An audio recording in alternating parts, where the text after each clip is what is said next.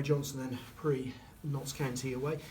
Gary, how do you focus on the practicalities of not conceding late goals without sort of mentally the players dwelling on it? Because I suppose that's been one of the focuses this week, if you like. Yeah, I think if you look at all the games that happened this week, there's always quite a few goals that are scored after 90 minutes. It's at the time when teams, if they're not 2-0 up or 2 goals up, the opposition throw everything, including their goalkeeper, like Newport did, into the penalty area for a last gasp effort. And although we tried hard to defend that last 5 minutes of extra time, unfortunately it dropped to them, and they did get that goal. So you have to forget it, you have to learn from it. Of course, we had the review on the Monday, and we had a good look at it. So there was 2 or 3 mistakes that went on just before they put the ball in the back of the net. And generally, if you make 3 mistakes on the trot in any one move, that will lead to the opposition scoring. So we was able to identify the problem, 3 problems on this occasion, but and hopefully it won't happen to us too many times. I mean, you said there about 2 goals. I suppose that goes back to one of the themes of last season when you were strong and you could actually get those 2 goals in a game to ensure that teams couldn't come back. I mean, is that something that you can realistically ask the players to do this season? Well, of course, you ask them to do that. Hopefully you won't mind chaps scoring 2 goals, but I mean, it's like football's not like that. And you have a good opposition, strong opposition. It's higher opposition than it was last year, and we have to learn to cope with that, and we have to learn to get that second goal once we've got the first one, rather than just try and see it out. I mean, the lads are not consciously thinking 1-0's enough, but opposition are good enough to throw men at you, throw crosses, hit the ball in, especially teams like Newport that where that's their game, hitting that early ball into the box and trying to keep it alive and trying to get an opportunity. Another important game this weekend, 3 points at stake, but Scott Brown said something very interesting about your psychology the other day. He said, by the time you go into a game, you will have the players convinced it's a 7-pointer. I suppose that's sort of goal difference as well at stake, isn't it? Well, if he thought that, he should have made the save, shouldn't he? And we'd have beat Newport. 7-pointer, bang, got to save it. That weren't his fault, by the way. But you have to. It is mathematically, they are 6-pointers because from a 3-point gap it goes to like a 6-point gap, and when you look at it, it's always hard to work that out unless you see it on the page. But we need to put distance now between teams that are below us, and it's good that we've got more teams below us.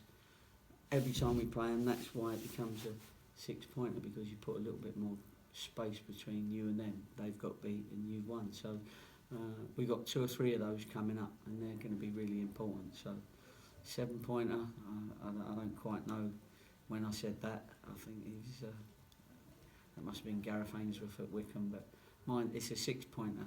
They're talking about 12-pointers now, aren't they, somewhere? But I'll keep the 6. And obviously Notts County were on a terrible run, changed the manager. They've got, if you like, that monkey off their back. They've broken that record.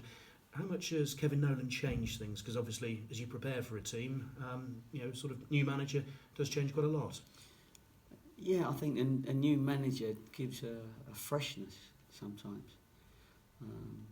That's not promoting that we should get a new manager, but it gives a freshness, and when it happens, and everyone that had the ump and their chin on the floor because they haven't been playing would feel that they got another opportunity or a new opportunity.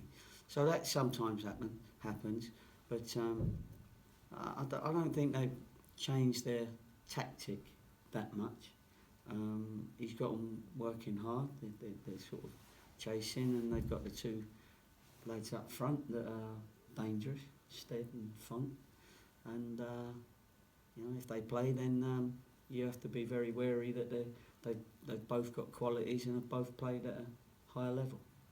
And he's brought in some experience as well, re-signed himself, and Shola Amiobi as well. So I mean, plenty of experience as well as Stead and Font. Yeah, good experience, and of course, two very good players in the manager and Amiobi. So, Alisson, it's very difficult to manage itself, let alone player manage. So we'll have to wait and see whether he decides to do that. And if you see me getting changed, you know we're right in trouble. Well, you certainly bring some more experience. Thank you very much. In terms of your squad, how are injuries and illnesses? Because obviously there's been a few bouts of illnesses. Thinking now it's Pike going through the squad. Yeah, and that's the same as O'Shaughnessy as well. Why he didn't play against Newport. It's been around, this little bug that we've had, and we're trying to move it out and move it on. But how it is when you've got a group of people. Once it's in your camp, it's very difficult to get rid of it. And we've been around the place making sure that we deep clean, and we've had the professional deep cleaners in, and so we're doing all we can. But once a bug's in, it's very difficult to move out. So we've had it around for the last sort of 3 weeks really. So it's credit to the lads that a few of them have played not feeling well, and a few have been unable to play during the time when we picked up some decent points. Is Tim Plavetic still with you? What's the situation with him at the moment? Yeah, he's still with us. Dan O'Shaughnessy is still. I think he's training today, but he's been off, and obviously, like with Pikey, it leaves you pretty weak. So we're keeping Tim around at the moment to make sure that he's going to be fit. He's not had no illness or anything, so we'll have to wait and see how Dan O'Shaughnessy feels. But Tim's around anyway, as we said, as insurance. How's Jordan Cranston as well? He's okay, Jordan, and he'll be training. So we had a scan on his knee, and it didn't show up anything that was a problem. So it was a knock, and he should be over that by the time the weekend comes around. Great news, thank you, good luck. No problem, thank you. Gary, you did play a manager at one point, didn't you, for Newmarket? Did you play? Yeah, I did, yeah. What was that like? It was good. I enjoyed it. I was still early 30s at the time, I suppose, and I didn't really want to give it up. But we had it was less serious because you couldn't really go anywhere. It was the old Eastern Counties League, and that was the highest point of that particular pyramid. So it was a group of lads that enjoyed playing football, and we enjoyed living in that area, and there was a lot of people that were jockeys as well, so I was one of the tallest, which was good. You know that. And they weren't all jockeys, although there was a couple that played. And we weren't a bad team. We won the Suffolk Cup, and we had teams like Sudbury and Galston and Felixstowe and those sort of teams. So that was an enjoyable time, because you didn't have you people every week with cameras in your face telling you how you should play.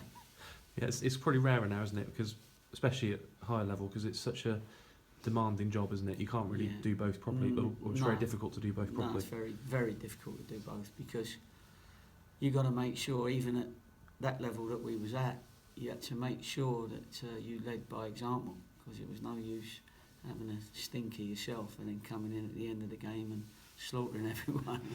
It looks like you've deflected the blame, sort of thing, So no, it's a difficult job, and I'm sure Kevin Nolan will see it as he's now getting into his management career, as opposed to his ending his football career. Yeah, you've probably got good options in every position now, but how pleased have you been with Jack Bartram's performances since Alex Pike's been ill? Because he's probably one that's come from nowhere, really, hasn't he? And the way he played at Luton with the goal, and he's filled in well, hasn't he? Yeah, no, he's well. They don't really fill in. I don't like to sort of say that. We're a squad, and I know my players, of course, so I know when they're right and when they're not right for whatever reason, mentally, physically, psychologically, however it is. And if they're ready, if I feel that the ones that are ready, I try and make sure that they get their games. The ones that are not getting their games are the ones that I'm feeling are not quite ready.